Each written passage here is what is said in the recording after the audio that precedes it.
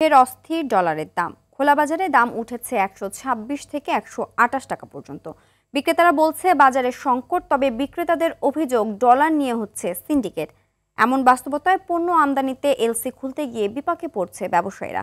সংকট দ্রুত সমাধান না হলে বাজারে পণ্যের দাম আরেক দফা বৃদ্ধির আশঙ্কা তাদের। সেলিম মালিকের রিপোর্ট।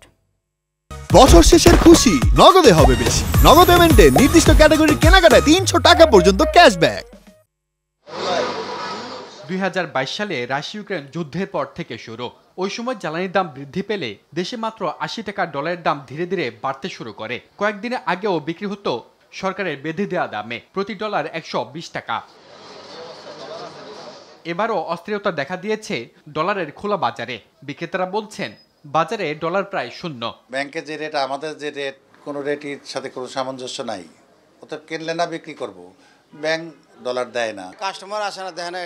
আধা ঘন্টা, আমি 1 ঘন্টাও বেশি আসছি, 1 ঘন্টার ভিতরে একটা লোক আসে না। তবে ভিন্ন কথা বলছেন ক্রেতারা। গতকাল আমি ডলারের খোঁজ খবর নিয়েছিলাম, আমাকে বলছিল যে 25 টাকা 25 পয়সা 50 পয়সা এরকম বলছে। আজকে একদিনের ব্যবধানে হঠাৎ করে আপনার এই যে 27 টাকা হয়ে গেছে, এটা একটু আজব লাগতেছে। এখানে অবশ্যই ডলার আছে, দাম বেশি, রেট বেশি। এমন একটা সিন্ডিকেট তৈরি করে মানে ফালাইছে এরা, ব্যবসায়িকরা, জনগণ এদের কাছে জিম্মি। বাণিজ্যিক ব্যাংকগুলোতেও ডলারের সংকট চলছে বলে জানালেন সোনালী ব্যাংকের এই কর্মকর্তা। ব্যাংক ডলার দিতে পারছে না, বাহির থেকে যেহেতু ডলারের রেটটা বেশি, সেই কারণে কেউ ব্যাংকে আর বিক্রি করতে পারছে না। কেউ যদি 10,000 ডলার ব্যাংকে বিক্রি করবে, সে বাহিরে বিক্রি করলে 60,000 টাকা বেশি পাচ্ছে। ডলার সংকটে হুমকির মুখে পণ্য আমদানি। মাঝখানে কিছুটা সময়ের জন্য ফ্লেক্সিবল ছিল, আবারও এখন আমরা ব্যাংকগুলোতে গেলে দেখতে পাচ্ছি যে আমাদের প্রয়োজন মাফিক সেটা তারা যোগান দিতে পারছে না। একটা বড় রকমের বিপর্যয় হতে পারে যদি আমরা এখনই আমাদের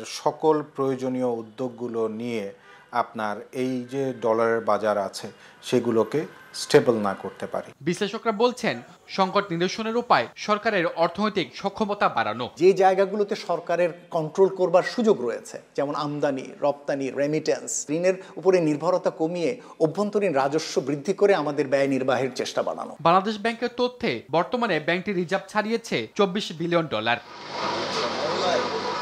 সেলিম মালিক, RTV, ঢাকা।